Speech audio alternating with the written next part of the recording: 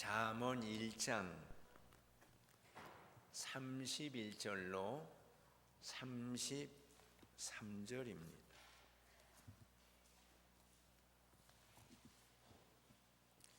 잠언 1장 31절로 33절입니다.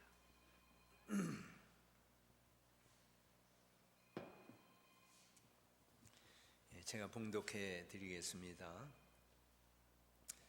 그러므로 자기 행위의 열매를 먹으며 자기 꾀에 배부르리라.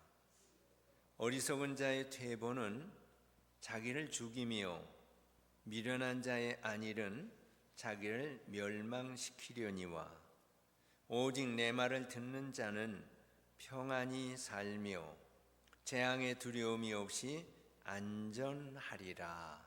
아멘.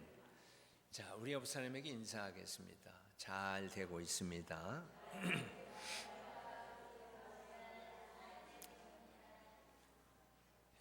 방금 봉독해드린 말씀을 통해서 열매를 먹는 인생이라는 말씀으로 같이 은혜를 받고자 합니다. 어느 날 자동차왕 포드 그 회사에 한 젊은이가 찾아왔습니다. 회장님에게 한 가지 묻고 싶습니다. 뭔가? 어떻게 회장님은 가난하게 산 걸로 알고 있는데 이렇게 자동차왕으로 성공했습니까? 저에게 그 비결을 좀 가르쳐 주시면 안 되겠습니까? 그때 이 포드는 이 젊은이에게 자상하게 설명을 합니다. 내 말을 잘 듣게. 자네처럼 젊었을 때 한 노인을 내가 만났네. 그 노인이 눈길에서 넘어졌는데 지갑을 잊어버렸네. 지갑을 잃어버리고 안절부절 눈물을 흘리고 있을 때에 제가 여기저기 다니면서 내가 지갑을 가까스로 찾아서 드렸네. 그분이 눈물을 멈추면서 나에게 이런 말을 했네. 그 말이 내 운명을 바꿨네. 여보게 젊은이, 지갑을 찾아줘서 고마운데 내가 하는 말을 꼭 마음에 새기고 살게. 인생은 자기가 심은 열매를 먹고 사는 건데 오늘부터 긍휼을 심게, 정직을 심게, 성실함을 심게. 이것을 심으면 자네는 반드시 나와 같은 자리에 있을 걸세. 오늘 여러분, 인생은 매일 심는 겁니다. 그런데 사람은 좋은 열매를 거두기를 원하지만은 자기가 심은 대로 거두는 겁니다. 나쁜 씨를 심으면 나쁜 열매를 거두고, 좋은 씨를 심으면 좋은 열매를 거둡니다. 이런 글이 있어서 소개합니다.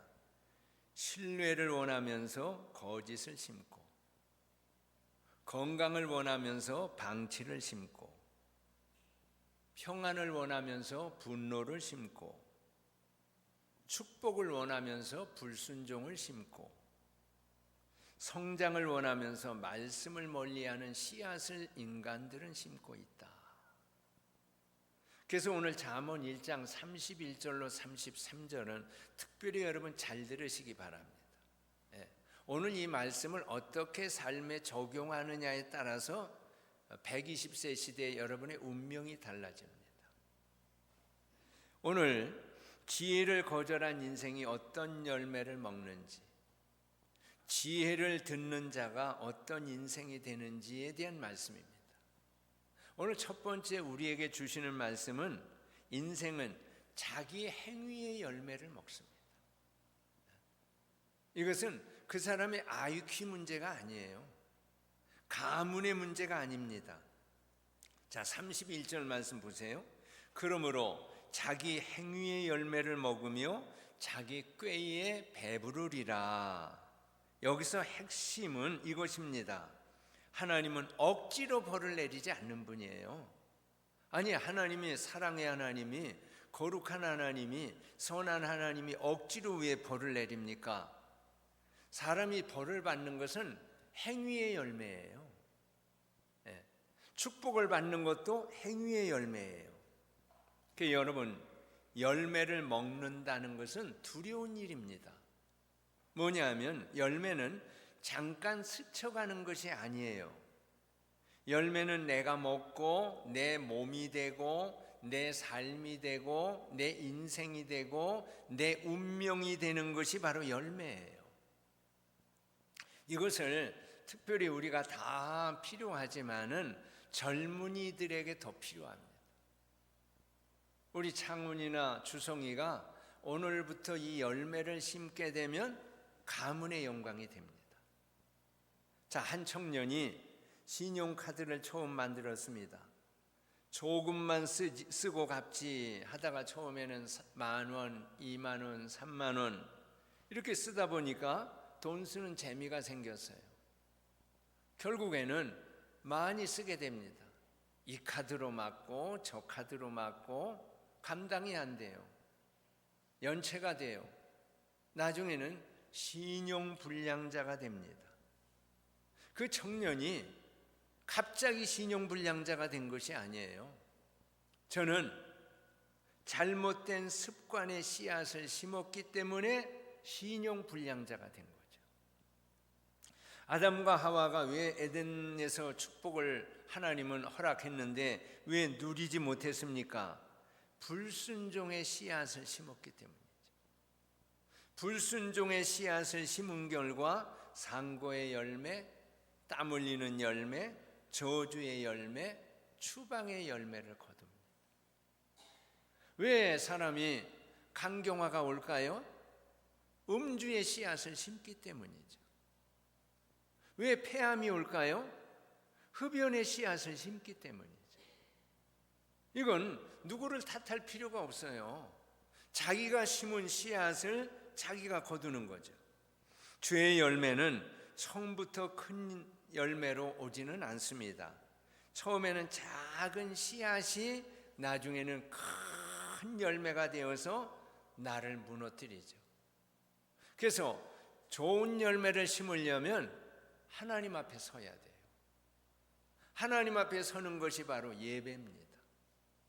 나쁜 열매를 심는 사람들이 누구냐 하면은 마귀 앞에 서는 사람들이에요. 마귀 앞에 아담과 하와가 섰다가 결국은 망하는 인생이 되고 말았죠. 오늘 여기 31절에 보면 특별히 주목해야 될 말씀이 있습니다. 자기 꾀에 배부른다는 말이죠. 이 배부른다는 것은 만족해 보이는 상태인데 여기 본문은 악한 사람은 처음에 배부를 수 있다. 하지만 그 배부름은 참된 만족이 아닙니다. 이것은 자기 꾀에 악한 포만감을 말씀하는 거죠. 포만감은 있는데 마음의 평안은 없어요. 행복이 없어요. 축복이 없어요. 자, 어느 회사원이 직장에서 승진했는데 어떻게 승진했느냐면 동료를 깎아내리고 거짓 소문을 내고 공을 가로채고 그래서 승진을 해서 배는 부른데 그러나 곁에는 사람이 없었어요. 커피 한 잔 나눌 사람이 없었어요. 저는 승진은 해서 포만감은 있었지만 무슨 열매를 거뒀느냐? 외로움의 열매, 왕따 열매, 독불장군 열매, 사람들에게 조롱받는 열매를 거두었던 거죠. 성경에 누가 그랬느냐면 삭개오가 그랬죠. 삭개오도 세리장이 되기 위하여 상대를 깎아내리고 거짓 소문을 내고 공을 가로채고 로마 관리에게 잘 보이기 위해서 저는 몸부림쳐서 세무서장은 됐지만 저는 무슨 열매를 거둡니까? 왕따의 열매를 거뒀어요. 이 삭개오와 차 한 잔 나눌 사람이 없었어요. 이것은 축복이 아닙니다. 오늘 여러분, 그래서 이런 말이 있어요. 사람은 얻은 것으로 부자가 되지만 관계로 행복해지지는 않는다. 우리가 간과하지 말아야 할 것은 승진의 목적으로 관계의 열매를 무너뜨리는 인생이 돼서는 안 된다는 거죠. 관계가 무너지면 행복이 무너집니다. 그래서 시편 133편 1절 말씀에 보면 보라, 형제가 연합하여 동거함이 어찌 그리 선하고 아름다운고. 자, 하나님이 왜 교회 공동체를 줬을까요? 관계를 통해서 행복하라는 거예요. 왜 하나님이 가정을 줬을까요? 가정 공동체 관계를 통해서 행복하라는 거예요. 그래서 이기적인 사람은 행복의 열매를 못 거둡니다. 하나님은 우리에게 결과를 통해서 회개를 촉구하죠. 우리가 열매를 거두게 함으로 하나님은 우리에게 요구하는 것은 회개하게 하시는 거죠. 하나님이 열매를 먹게 하시는 것은 벌주기 위한 뜻이 아니라 내가 심은 것이 이것이다. 이 열매를 통해서 하나님 앞에 회개하고 바로 서게 하기 위함이죠. 자, 어린아이가 난로 불을 만지려고 하면 엄마는 안 돼! 하고서 어린아이 제지를 하죠. 근데 자꾸 만지려고 그러면 그래 잠깐 대봐라. 되지 않을 정도로 좀 따끔하게 뜨거우니까 그때서는 되지 않는 거죠. 난로를 가까이 하지 않는 거죠. 하나님도 그런 방법을 써요. 하나님도 안 돼 해도 자꾸 하면 그래 너 한번 뜨거운 맛을 봐라. 그 뜨거운 맛을 본 사람이 누굽니까? 다윗이죠. 우리 아내를 취하니까 그래 너 내가 하지 말라고 그랬는데 또 했구나. 뜨거운 맛을 보죠. 자녀들 간의 간음 사건의 뜨거운 맛을 보게 하죠. 자식 간의 살인 사건으로 뜨거운 맛을 보게 하죠. 또한 믿었던 신하가 쿠데타를 일으켜서 뜨거운 맛을 보게 함으로 이 다윗이 어떻게 됩니까? 회개하기 시작하죠.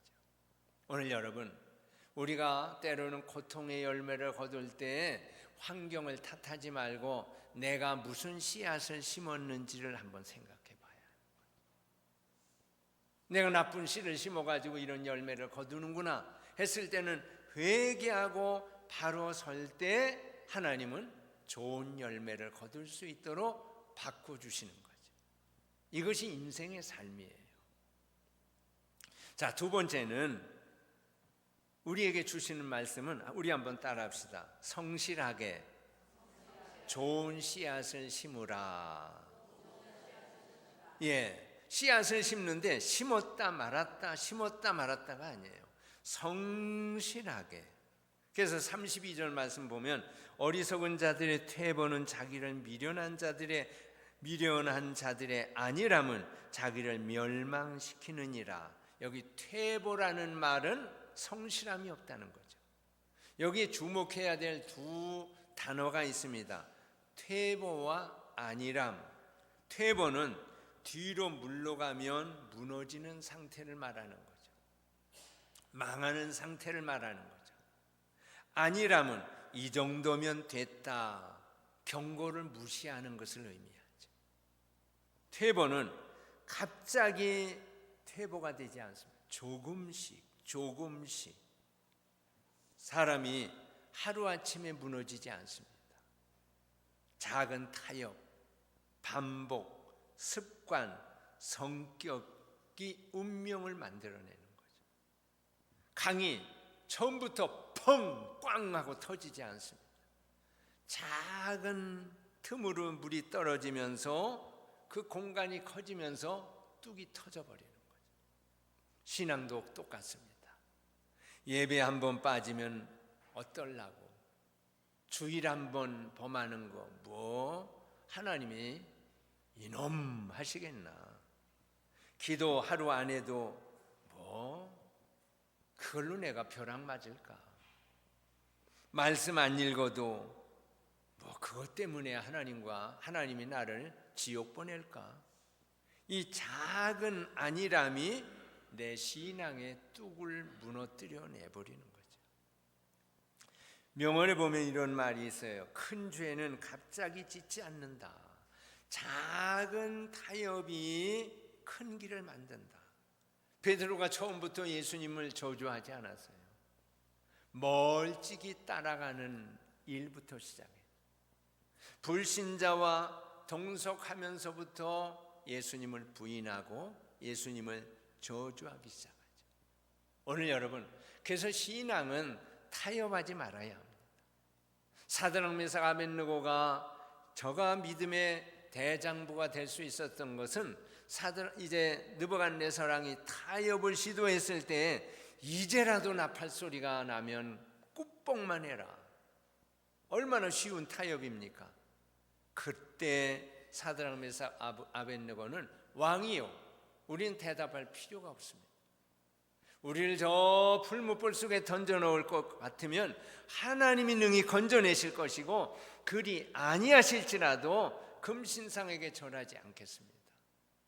만약 사드락 메삭 아벳느고가 타협했다고 하면 풀무불 속에 하나님 뛰어들어오지 않았죠. 여러분, 신앙은 타협지 않는 것입니다. 나쁜 열매는 타협에서부터 시작되는 것을 우리는 알아야 합니다. 오늘 본문 32절에 주목해야 말씀은 안일함이죠. 여기서 안일함은 평안이 아니에요. 여기서 안일함은 영적 마취를 말하는 겁니다. 미련한 자의 안일은 자기를 멸망시키려니와, 본문의 안일함은 평안이 아니라 영혼의 마취를 말하는 겁니다. 수술할 때 마취를 하죠. 하나님은 우리에게 항상 하나님의 자녀에게는 경고를 보냅니다. 자동차 운전을 할 때 기름이 떨어지면 경고 색깔이 빨간불이 떠요. 엔진에 문제가 생기면 엔진 경고등이 켜져요. 근데 그걸 무시하고 달리게 되면 어찌 되겠습니까? 큰 사고를 당하는 것은 뻔합니다. 하나님은 우리에게 여러 방면으로 경고합니다. 성령이 경고하고, 말씀이 경고하고, 예배 시간을 통해서 경고하고, 또 그것도 모르면 양심이 우리에게 경고를 합니다. 경고를 할 때 별거 아니야 할 때 결국은 요나와 같은 풍랑을 만나는 거죠. 그래서 하나님은 우리에게 새벽에 기도를 시키는 겁니다. 공예배를 우리에게 주신 거죠. 잠언 19장 15절 말씀 보면 게으름이 사람으로 깊이 잠들게 하나니 태만한 사람은 줄일 것이니라. 경고를 무시했던 유두고가 창가에 앉아 있다가 꾸벅꾸벅 졸다가 떨어져서 저는 죽습니다. 오늘 여러분, 신앙생활에 우리가 조심해야 될 것은 퇴보입니다. 나는 예배가 퇴보하고 있지 않는지, 나는 기도가 퇴보하고 있지 않는지, 나는 헌신이 퇴보하고 있지 않는지. 여러분, 퇴보하는 인생은 낙오자가 되는 거죠. 결국 구원을 받는 것까지도 확신할 수가 없는 거죠. 그래서 오늘 본문이 우리에게 강조하는 것은 뭐냐? 좋은 열매를 심으라는 거죠. 좋은 열매를 심는 방법은 먼저 좋은 말의 씨앗을 심으라는 거예요. 여러분, 말도 씨앗입니다. 이런 말이 있어요. 비난을 심으면 관계가 죽는다. 거짓을 심으면 신뢰가 죽는다. 분노를 심으면 가정이 죽는다. 비난, 거짓, 분노는 나쁜 말의 씨앗입니다. 이런 걸 심으면서 내가 좋아지길 원하는 것은 착각이죠. 그럼 우리는 어떤 씨앗을 심어야 되느냐? 격려를 심어야 돼요. 격려를 심으면 관계가 회복된다. 진실을 심으면 신뢰가 회복된다. 침묵을 심으면 가정과 교회가 산다. 자, 재능도 있고 실력도 있는데 침묵을 심지 못하고 절제를 심지 못해서 인정받지 못하는 사람들도 있어요. 자, 그러면 구체적으로 우리는 살아가면서 무슨 씨앗을 심어야 되느냐, 어떤 언어의 씨앗을 심어야 되느냐면 몇 가지가 있습니다. 우리 한번 따라합시다. 따라하겠습니다. 감사의 말을 심으라. 여러분, 가정에서 가장 중요한 말은 고맙습니다, 감사합니다. 감사의 말을 할 때 분위기가 달라집니다. 어느 부부가 상담을 받으러 왔는데 사랑이 식었습니다. 그래서 상담자가 이렇게 말했어요. 한 가지 숙제를 드리겠습니다.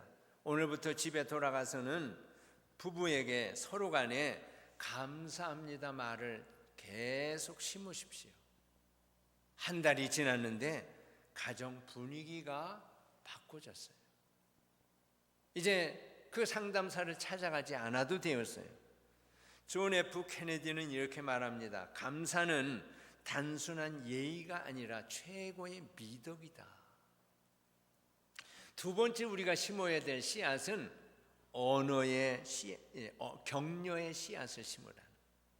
격려의 말을 심으라. 가정을 행복하게 만드는 또 하나의 언어는 격려입니다.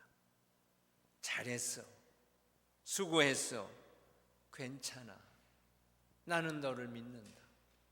교회에서도 이걸 많이 사용해야 됩니다. 에디슨이 학교에서 결국 퇴학당했죠. 집에 돌아왔을 때 어머니, 너는 네 애비를 닮아서 그렇구나 하지 않았어요. 나를 닮아서 그렇구나 하지 않았습니다. 하나님은 너를 통해서 하실 일이 있다. 너는 문제아가 아니다. 너는 특별한 사람이다. 격려를 심었더니 에디슨은 발명왕이 됩니다. 또 우리는 무슨 말을 심어야 되느냐 하면 사랑의 말을 심어야 합니다. 가정에서 가장 많이 해야 될 말은 사랑의 말입니다. 사랑합니다. 당신이 있어서 행복합니다. 나는 당신이 자랑스럽습니다.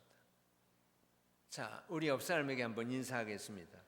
당신이 있어서 행복합니다.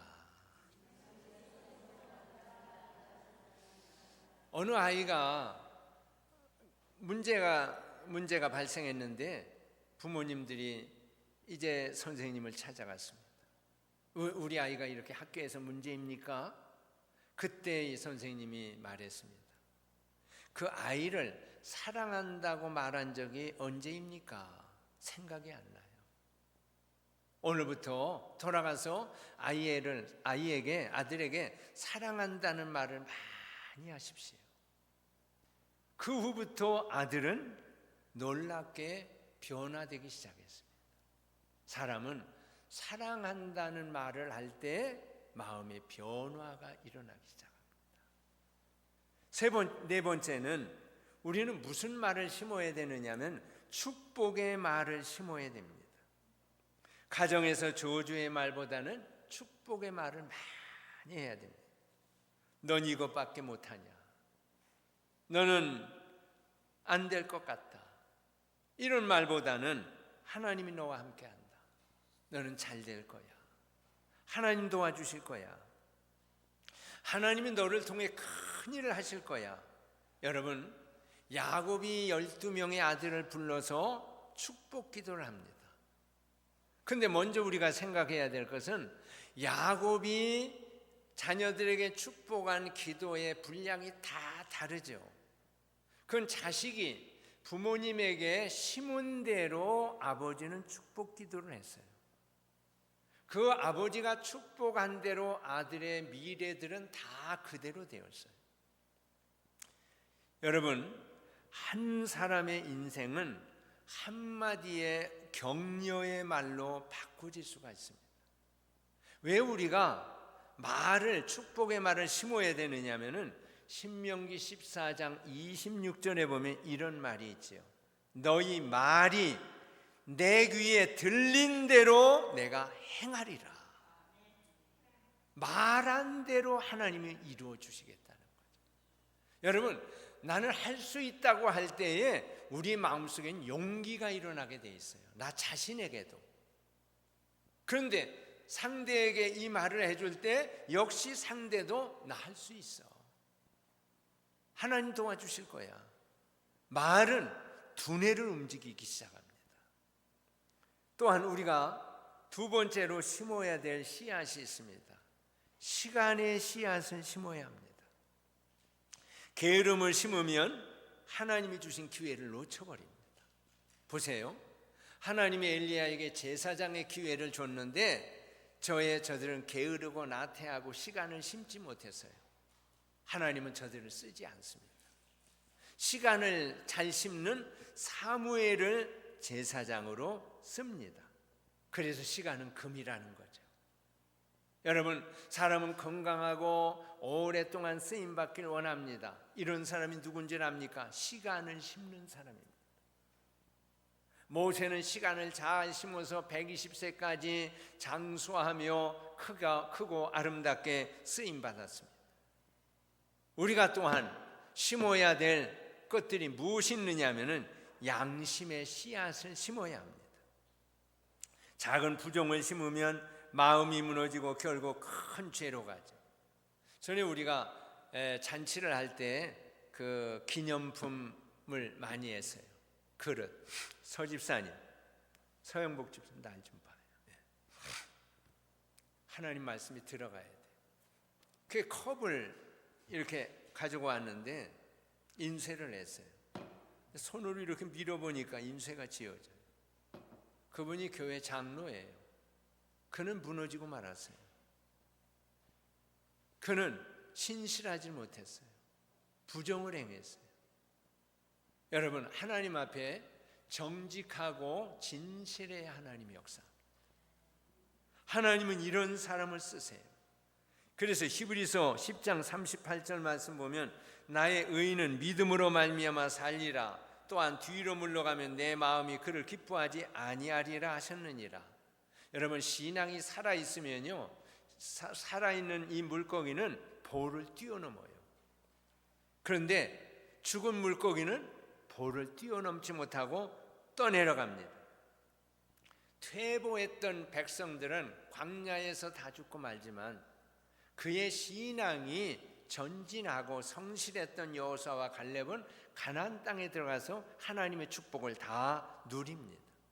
그래서 씨앗은 심었다 말았다가 아니에요. 계속 심어야 돼요.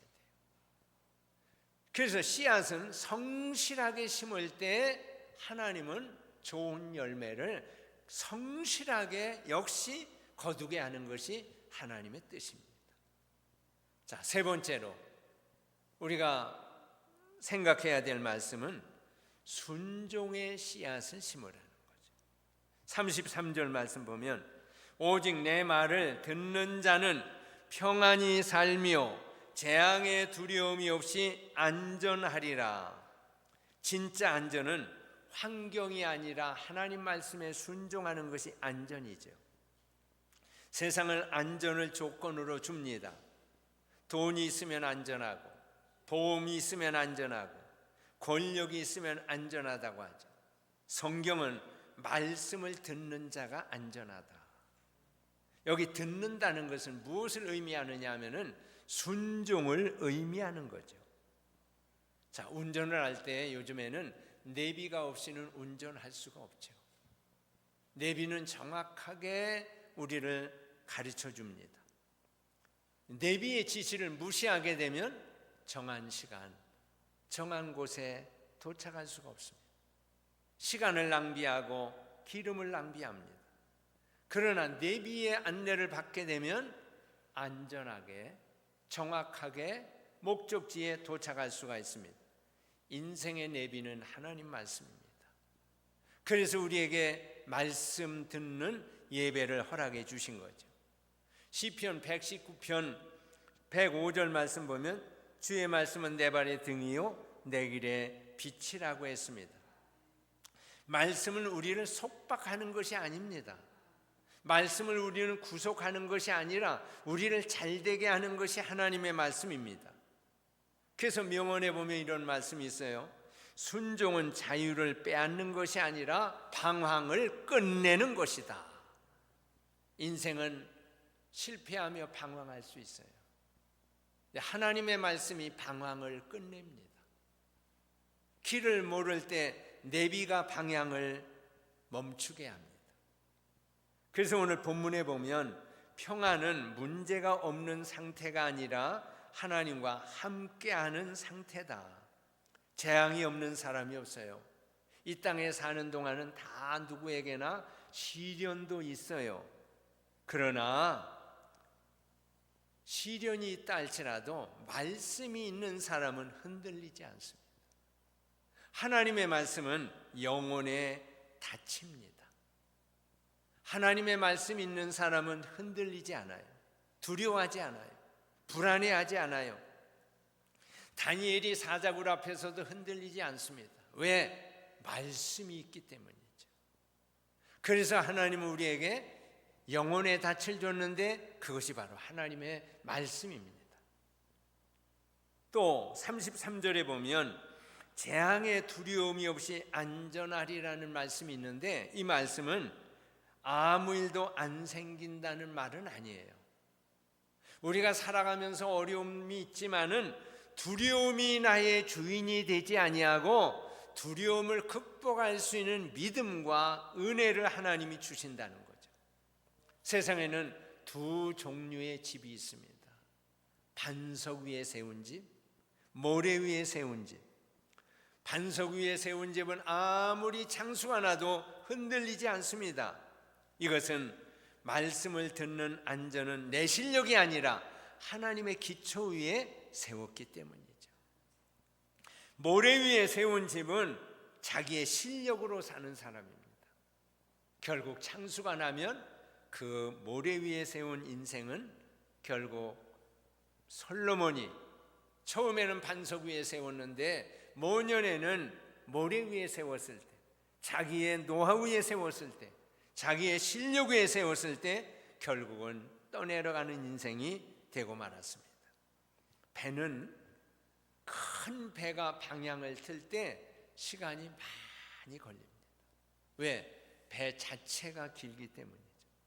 저 중동에서 원유를 싣고 오는 배가 330m라고 하죠. 그 배가 쉽게 금방 돌겠습니까? 키를 돌려도 그 돌아가는 반경이 엄청나게 길게 돌아가죠.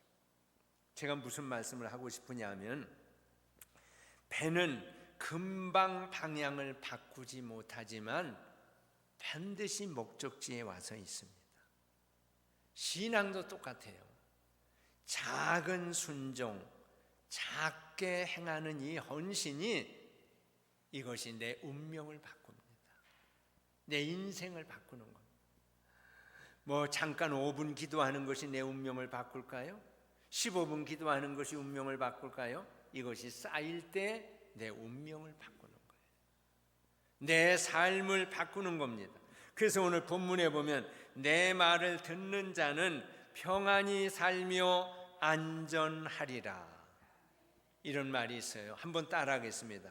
행동은 씨앗이고 습관은 나무이고 인생은 그 열매를 먹는다. 오늘 여러분, 오늘부터 잘 살면 됩니다.